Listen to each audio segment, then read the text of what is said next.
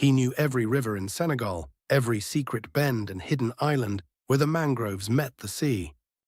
Before he was torn from the land of his birth, he had been a cartographer, one who drew with memory and precision, eyes sharp as any compass point.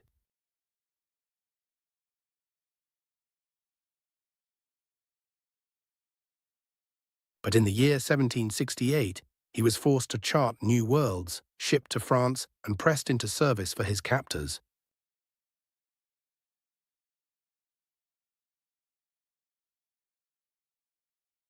They called him Pascal, erasing his real name as easily as they might erase a coastline from a map.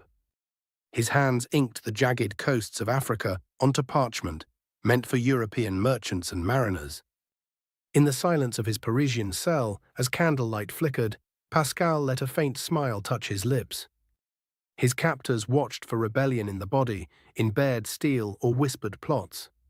They did not watch for it in the lines of a river delta, the oxbow of a forgotten creek.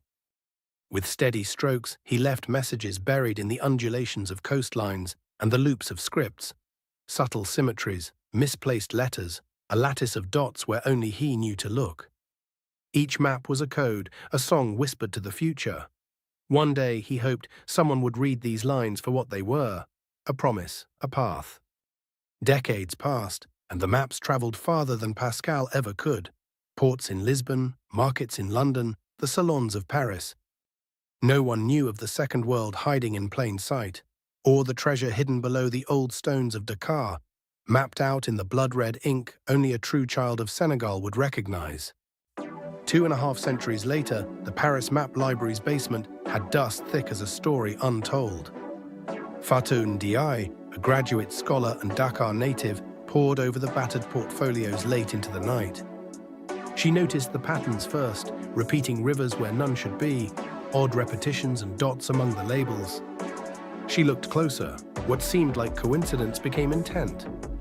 Night after night, she built a key, decoding sigils along the Gambia's course, following a trail of symbols that pointed always home. The maps led her back to the old city beneath Dakar's newest boulevards, to layers untouched since the 18th century.